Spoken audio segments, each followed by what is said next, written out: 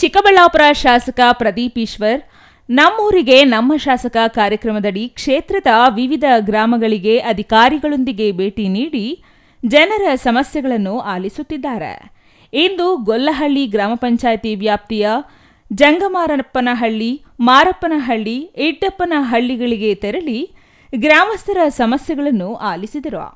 ರಸ್ತೆ ಸಂಪರ್ಕ, ಕೇಂದ್ರ ಜಾಗದ ಒತ್ತುವರಿ ತೆರವು, ಚರಂಡಿ ನಿರ್ಮಾಣ, ನಕಾಶೆ ರಸ್ತೆ, ವಿದ್ಯುತ್ ಸಮಸ್ಯೆ, ವೃದ್ಧರ ಪಿಂಚಣಿ, ಸ್ಮಶಾನಕ್ಕೆ ಜಾಗ, ಆರೋಗ್ಯದ ಸಮಸ್ಯೆ, ಬಡವರ ವಸತಿ ಸಮಸ್ಯೆ, ನಿವೇಶನ ಸೇರಿದಂತೆ ಹಲವು ಸಮಸ್ಯೆಗಳ ಬಗ್ಗೆ ಜನರು ಶಾಸಕರಿಗೆ ಮೊರೆ ಇಟ್ಟರು.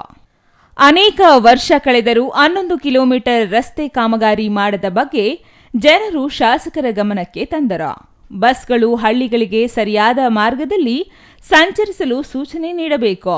ಇದರಿಂದ ವಿದ್ಯಾರ್ಥಿಗಳು ಶಾಲಾ ಕಾಲೇಜುಗಳಿಗೆ ಸಮಯಕ್ಕೆ ಸರಿಯಾಗಿ ಹೋಗಲು ಉಪಯುಕ್ತವಾಗುತ್ತದೆ ಎಂದು ಜನರು ಬೇಡಿಕೆ ಇಟ್ಟರು.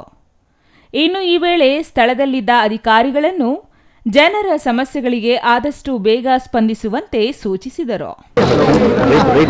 ಗೊಲ್ಲಹಳ್ಳಿ ಪಂಚಾಯತಿಯಲ್ಲಿ ತುಂಬಾ ಸಮಸ್ಯೆಗಳಿದೆ. ನನಗೆ ಇದುವರೆಗೂ ಇದು 11ನೇ ವಿಲೇಜ್. ಇವತ್ತು ನಿನ್ನೆ 4, ಮೊನ್ನೆ 5, ಇವತ್ತು ಜಂಗಮಾರಪ್ಪನಹಳ್ಳಿ, ಮಾರಪ್ಪನಹಳ್ಳಿ 11 ವಿಲೇಜಲ್ಲಿ.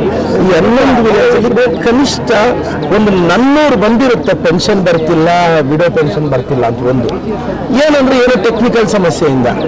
ಮತ್ತೆ ನೀವು ಕನಿಷ್ಠ ಪ್ರತಿ ಊರಲ್ಲಿ 50 ಅರ್ಜಿ ಕೊಡ್ತಿದ್ದಾರೆ, ನಮಗೆ ಸೈಟ್ಗಳಿಲ್ಲ, ಜೀವನ ಮಾಡೋಕ್ಕೆ ಆಧಾರ ಇಲ್ಲ ಅಂತ. ಮತ್ತೆ ಮನೆಗಳಿಗೆ ನಾನು ಹಾಕ್ಸೋಕ್ಕೆ ಪ್ರಯತ್ನ ಪಡ್ತಿದ್ದೀನಿ. ಇವೆಲ್ಲ ರಸ್ತೆಗಳು ಮತ್ತೆ ಇದು 1.5 ಕಿಲೋಮೀಟರ್ ರಸ್ತೆ ಕೇಳಿದ್ದಾರೆ. ಈ ರಸ್ತೆನೂ ನಾನು ಹಾಕ್ಕೊಡ್ತೀನಿ. ಆಲ್ಮೋಸ್ಟ್ 7 + 2 ಇದು 1.5, ಒಟ್ಟು 11 ಕಿಲೋಮೀಟರ್ ರಸ್ತೆ ಆಯ್ತಿದೆ. ಇದೆಲ್ಲ ಕೇಳಿದ್ದಾರೆ. ಮೂಲಭೂತ ಸೌಲಭ್ಯಗಳು ಹಳ್ಳಿಯಲ್ಲೂ ಸುತ್ತಿದ್ದೀನಿ, ಬಟ್ ಭಾಳ ಹಿಂದುಳಿದಿದೆ ಅನ್ನೋದು ನನ್ನ ಅಭಿಪ್ರಾಯ. ಸರ್, ಈಗ ಗ್ರಾಮ ಪಂಚಾಯತಿಗಳ ಪಿಡಿಒಗಳಿರ್ಬೋದು, ಕಂದಾಯಾಧಿಕಾರಿಗಳಿರ್ಬೋದು, ಅವ್ರ ಕಾರ್ಯವೈಖರಿ ಹೇಗಿದೆ? ಏನಾಗುತ್ತೆ ಸರ್, ಈಗ ಅವರೆಲ್ಲ ಆಫೀಸಲ್ಲಿ ಕೂತ್ಕೊಂಡ್ರೆ ಕಷ್ಟಗಳು ಗೊತ್ತಾಗಲ್ಲ.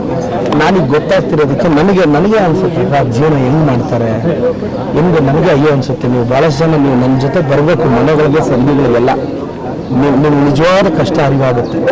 ಭಾಳಷ್ಟು ಜನ ಅನ್ಕೊಂತೀವಿ ನಾವು ಬಡವರು ಅಂತ. ನಿಜವಾದ ಬಡತನ ಹಳ್ಳಿಗಳಲ್ಲಿದೆ.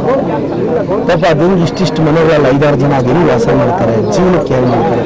ನಾನು ಕೆಲವು ಮನೆಗಳಲ್ಲಿ ಹೋಗ್ತೀನಿ, ಪಾಪ ನಿನ್ನೆ ಮಧ್ಯಾಹ್ನದ ತಂಗಳನ್ನ ತಿನ್ನೋ ಕುಟುಂಬಗಳು ನಾನು ನೋಡಿದ್ದೀನಿ. ಇಷ್ಟು ಕಷ್ಟದಲ್ಲಿ ಇರ್ತಾರೆ ಅಲ್ವಾ. ನನಗೆ ಗೊತ್ತಿರೋ ಪ್ರಕಾರ ಈ ಕಷ್ಟಗಳು ಕೇಳಬೇಕು. ಯಾಕಂದ್ರೆ ಈ ಕಷ್ಟಗಳಿಗೆ ಸ್ಪಂದಿಸಿದ್ರೆ ಜನ ತೀರ್ಮಾನ ಮಾಡ್ತಾರೆ. ಹಳ್ಳಿಗಳಿಗೆ ಬಂದು ಯಾರು ಜನರು ಕಷ್ಟ ಕೇಳಿದ್ರೆ ಅವ್ರ ಸಮಸ್ಯೆಗಳಿಗೆ ಸ್ಪಂದಿಸಿದೆ ಮಾಡಿದ್ರೆ ಹೀಗೆ ಆಗುತ್ತೆ. ಬಟ್ ನಾನು ಸ್ಪಂದಿಸೋ ಪ್ರಯತ್ನ ಪಡ್ತೀನಿ. Ambareesh N, CTV news, Chikkaballapur.